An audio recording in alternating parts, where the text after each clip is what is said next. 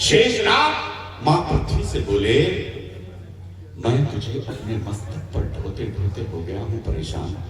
दिनकर की धरती पर बोलता व्यंग की भाषा। शेषनाग बोले, मैं तुम्हें अपने मस्तक पर ढोते ढोते हो गया हूं परेशान, कृपा करो और ढूंढ दो कोई और स्थान। मां पृथ्वी बोली, ठीक है शेषनाग, अगर तुम कहते हो तो मैं अन्य स्थान खंगालती हूं, लेकिन मेरी एक बात याद रखना, मैं अपनी छाती पर तुमसे बड़े बड़े बांधती मैं अपनी छाती पर तुमसे बड़े बड़े बांधती हूँ। विश्वास नहीं होता 80%? तो फिर मेरे साथ चलो पार्लियामेंट। वाह वाह, समर्थन देते रहे बात कहने का। विश्वास नहीं होता 80%? तो फिर मेरे साथ चलो पार्लियामेंट। शेषनाग थोड़ा झल्लाए और मां पृथ्वी के साथ पार्लियामेंट। शेषनाग ने पहली बार विशेष नाग देखे। क्या बात है, क्या बात है, जरा भरपूर बजा दीजिए मित्रों।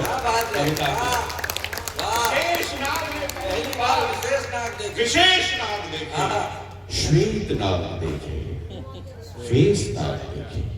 दोनों में क्या है फर्क, इस बात को लेकर शुरू हुए। अब तक कितने आनंददायी है। पंक्ति पर मैं आपकी तालियां चाहूंगा। शेषनाग को सर्पपति भी कहा जाता है।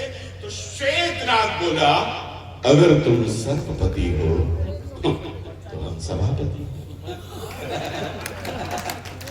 अगर तुम्हारे पास 1000 फण है तो हमारे पास 1000 फण है। वाह वाह वाह। तुम्हारे पास मणि है तो हमारे पास मणि है। वाह। तुम्हारे पास फुटकार है, इन पंक्तियों का आनंद लेना। तुम्हारे पास फुटकार है, चुनाव से पहले हमारे पास फुटकार है, बाद में फुटकार है।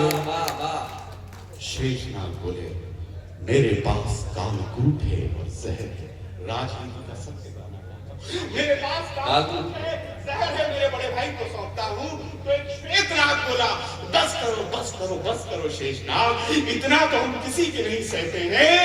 जिसे तुम राजनीति, जिसे तुम कालकूट जहर कहते हो, संसदीय भाषा में उसे राजनीति कहते हैं। उसे और अंतिम आप लोग मुस्कुराते हुए जाए तो शशि कपूर क्या था, वो मेरे गाल में ऐसा ये संस्कृत साहित्य में भी एक समस्या आई और एक कवि ने लिखा किम करवाणी, एक नायक ने लिखा किम करवाणी कपिल कपौलो। नायिका ने कहा नायक से, ये मेरे गोरे गाल में लिया मैं क्या किया? तो जो जवाब देता है, साहब देश के 6 महीने कवियों का मैंने प्रयोग किया। आदरणीय श्याम नारायण जी पांडे, अटल बिहारी वाजपेयी, काका हाथरसी, सुमित्रा नंदन पंत, इनका कवि प्रदीप, इन्होंने जैसे प्रयोग किया। होली है, गाल और गुलाल का जो संबंध है साहब, तो मेरे पे एक बार तालियां बजाकर ऊर्जा दे देना ताकि मैं मस्ती के साथ सुना सकूं। मैं जानता हूं आपको बच्चन जी के सामने समस्या आती तो किस प्रकार से उसका निराकरण करते। आदरणीय डॉक्टर हरवंश राज बच्चन, आपने उनकी मधुशाला पढ़ी होगी और सुनी होगी।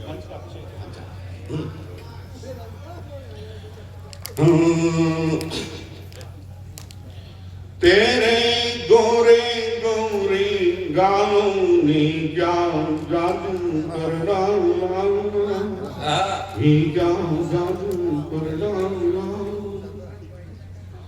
गाल तेरे मुझको लगते जैसे हाला का काला, जैसे हाला का प्याला।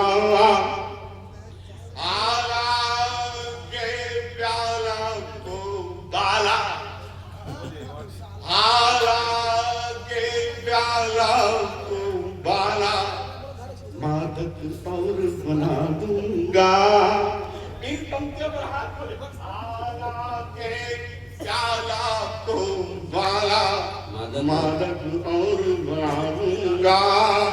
एक बार गाओ मेरे अधरों से सुन लो मधुशाला।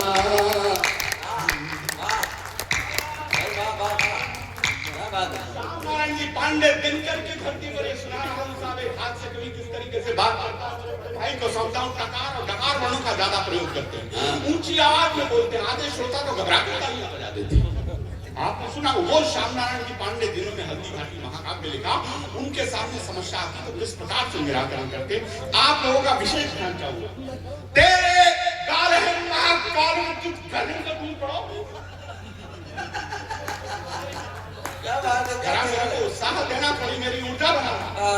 तेरे काल है महाकाल में तुझ गगन का टूट पड़ो, ये सागर के बड़वाना है तुम अग्नि बनकर फूट पड़ो, हे रणचंडी चंडक चंडी खंड खंड कर उद्दंडों को, हे अग्नि धर्मा स्वरूप करवाकर खंडित तूता खंडों को, तेरे गालों के दावानों से कोई नहीं बच पाएगा, तो इन गालों का बम बना ले, पाकिस्तान जल जाएगा।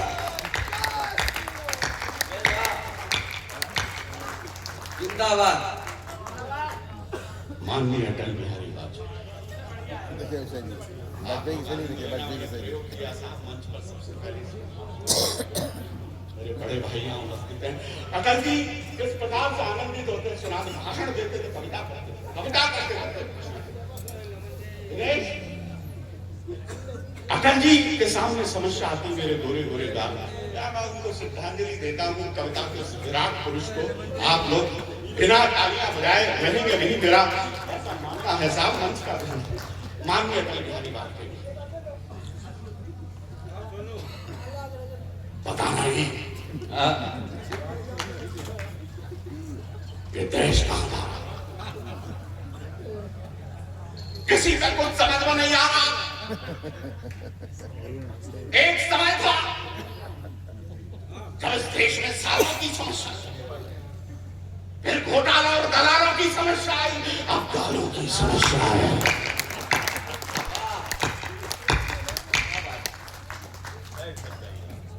हमने मनमोहन सिंह जी से कहा था इस समस्या को आप सुलझाइए, सिंह साहब बोले अटल जी इस माया में हमें मत उलझाइए। हमने कहा सत्ता के साथ ये समस्या हमें सौंपो, यद्यपि हम इस क्षेत्र में बहुत नए हैं, लेकिन शादी नहीं हुई तो क्या है, बारात में तो गए हैं। और सुमित्रा नंदन पंत, गालों का क्या अद्भुत लिखा साहब, कैसे हास्य गई। पंत जी भाषा का बड़ा निर्मल विशुद्ध और साहित्यिक प्रयोग किया पंत जी ने, उनके सामने समस्या आती तो किस प्रकार से निराकरण करते। पंत जी बोले, हे कामिनी, पंक्ति पंक्ति की यात्रा करना साहब भागलपुर के मंदिर, हे कामिनी मानिनी भाविनी ललिता वनिता त्रिनिता, तेरे कपोल हैं गोल अमीर सम सरस रसी, ये भवरे हो जाए अमर बूंद जो की पे, तेरे इन गालों का स्थूमन उन्मादन सम्मोहन चुंबन देखेंगे, कैसे पीते मकरंद मधुर यह देखेंगे। हे वासंती मालिनी शालिनी, हे वासंती मालिनी शालिनी, गालों से हमें रिझाओ ना, इनका निदान हम कर देंगे, प्रियमता पास तो आओ।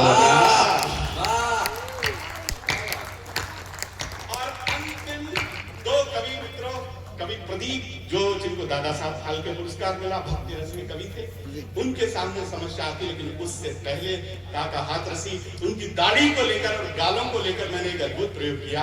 काका जी के सामने समस्या आती तो किस प्रकार से मेरा तेरे गोरे गाल देखकर हम तो हो गए मस्त, तेरे गोरे गाल की गोरी फिर क्यों होती त्रस्त, फिर क्यों होती त्रस्त, एक दिन घर पर आओ, मेरे लायक सेवा हो तो बदला। कह काका कविराय, पंक्तियां सुनना, कह काका कविराय दाढ़ी की कलम बनाकर इन कोरे कागज से गालों पर कर देंगे हस्ताक्षर, इन कोरे कागज से। और अंतिम होली का उल्लास आपको दादा साहब फाल्के पुरस्कार मिला, जिन्हें भक्ति रस के कवि प्रदीप, उनके सामने समस्या आती तो किस प्रकार से निराकरण करते कवि प्रदीप जी। अंतिम आप लोग आनंद लेंगे के करते तू इन गोरे गालों का दान, हो जाए आपको किस पता, कर दे तू इन गोरे गालों का दान, हो जाएगा भक्तों का कल्याण। वाह किएगा तू जग में भलाई का काम, लगे नहीं तेरा एक झदा। गाली है क्या, गाली है क्या, जरा ऊंचा में आ जा। गाली है क्या कुछ और भी बता, तेरी ज़मीर हरे राम, तेरी ज़मीर हरे राम। बहुत बहुत धन्यवाद मित्रों। हर जलन को मशाल करते रहो, आफतों से सवाल करते रहो, घुट कर न मर जाए कहीं, आदमी का ख्याल करते रहो। तो भैया आप कुछ कहना चाह रहे हैं, कृपया मंच पर पधारें। 2 मिनट